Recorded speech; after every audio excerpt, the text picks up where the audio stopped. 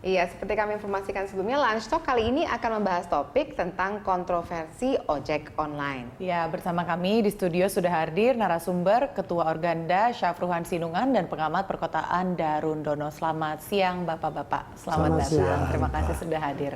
Iya. Ya. Namun sebelum membahas lebih lanjut, kita saksikan dulu pakai berikut ini pemirsa. Saat ini masyarakat mendapat layanan transportasi ojek yang dapat dipesan secara online. Gubernur DKI Jakarta pun mengapresiasi keberadaan ojek online ini dan mengusulkannya untuk masuk ke dalam Organda. Namun apa yang diusulkan Ahok tersebut tidak mendapat sambutan dari Organda sendiri.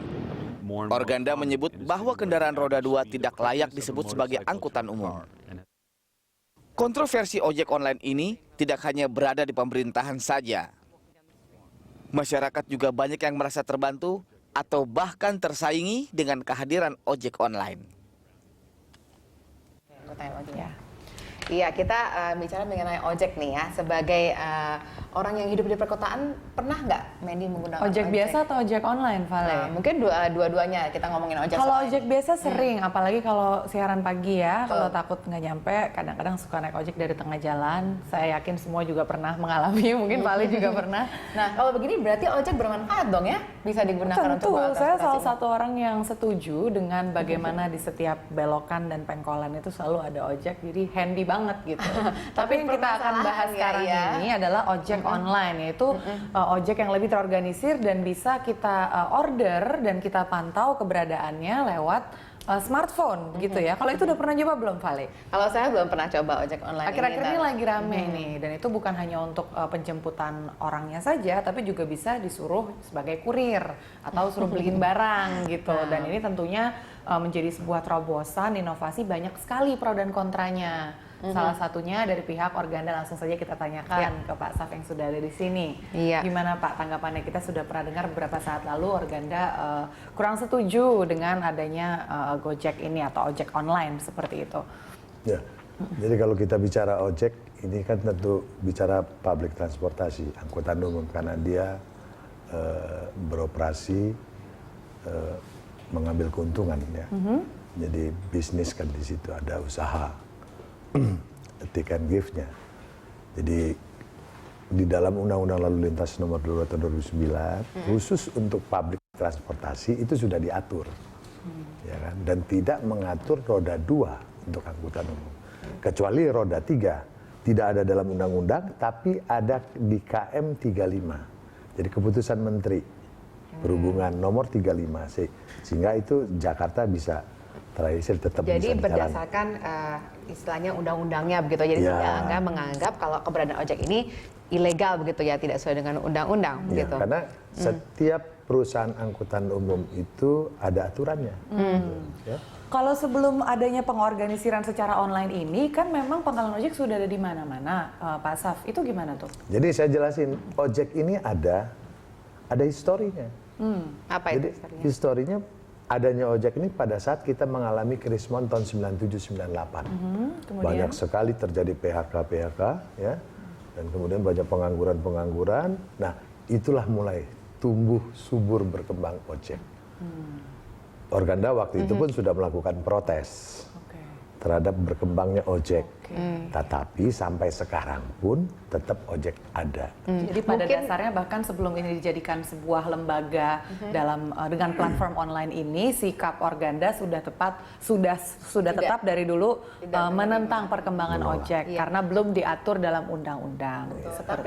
Tapi kan orang bilang ada supply, ada demand gitu. Ternyata mungkin keberadaan ojek ini dirasakan bermanfaat sehingga akhirnya seperti Anda bilang tadi banyak sekali tumbuh ojek-ojek ini terutama di perkotaan ini. Jadi sebenarnya ada fungsinya dong gitu. Jadi tidak selamanya ditolak. Pasti ojek ini punya manfaat bukan hanya di Jakarta, di seluruh Indonesia. Ojek ini seperti menjamur dan tidak bisa dihindari ya. Itu sudah ada di seluruh Indonesia sampai ke pelosok-pelosok kampung. Ya kan? Yang jadi persoalan buat Organda adalah kebetulan yang bersuara adalah pejabat penyelenggara negara yang ada di daerah ibu kota. Menyuarakan untuk? Menyuarakan, menyetujui adanya ojek. Ya oke. kan? Nah ini yang menjadi persoalan kenapa?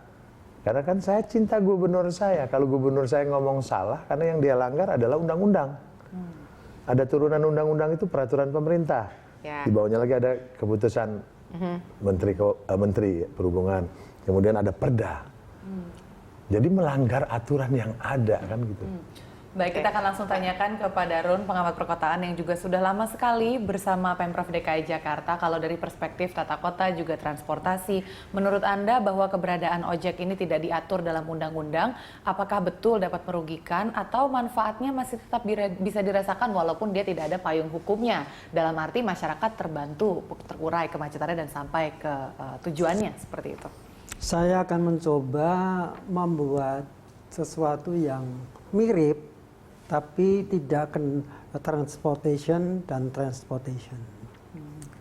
Pada waktu itu Jakarta itu penuh dengan migran, sehingga perumahan-perumahan kumuh dan sebagainya itu di mana-mana.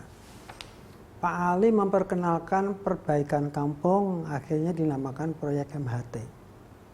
Itu tidak sesuai dengan rencana kota. Perumahannya pun modelnya juga tidak sesuai dengan aturan pemerintah. Oke. Tapi tetap dijalankan. Dan ternyata sesudah diamati sampai ke World Bank, Kampung Improvement Program itu dijuluki Problem as Solution. Jadi rumahnya tidak seperti rumah mbak-mbak ini pakai segala macam. Bahwa hanya rumah dengan dapur itu oke. Ya. Tapi ternyata kalau secara sosialnya diperbaiki, maka ekonominya pun baik, mereka melambat laun memperbaiki perumahan mereka. Jadi Bapak melihat ini mungkin sebenarnya kasus yang sama dengan ojek.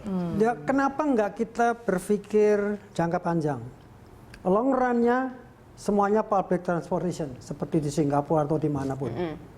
Dan sekarang ya sudahlah, Pak, sabar-sabar sedikit lah. Kita Sabar-sabar kenapa? Mesti sabar maksudnya apa? Ya oke lah, yang namanya apa tadi? Ojek online. Ojek online itu ya udahlah cincel lah dikit-dikit lah gitu ya. Mereka juga perlu makan. Dan cara pengendaliannya seperti apa? Ada penguasa kota, atur sama-sama lah. Jadi justru Anda melihat ini seharusnya bukan ditentang tapi dipayungi dengan keberadaan undang-undang yang akhirnya bisa sampai menuju public transportation itu is properly planned and built. Oh, jadi ini bisa menjadi penyambung sambil kita tunggu terjadinya proyek-proyek infrastruktur transportasi yang kita sudah lihat pembangunannya mulai dijalani di jalan-jalan protokol dan menyebabkan kemacetan yang lebih parah lagi ya. Misalnya semuanya berjalan baik, bekas-bekas pengojek itu nanti menjadi pengendara busway yang bagus, why not? Nah, nanti kita tanya nih sama Pak Syafni. Ojek online sebagai temporary solution sampai integrated public transport kita bisa terjadi. Baik, kita akan bahas lebih lanjut di segmen berikutnya. Pak Syaf juga Pak Darun. Pemirsa tetap bersama Lunch Talk. Kami akan kembali usai jeda pariwara.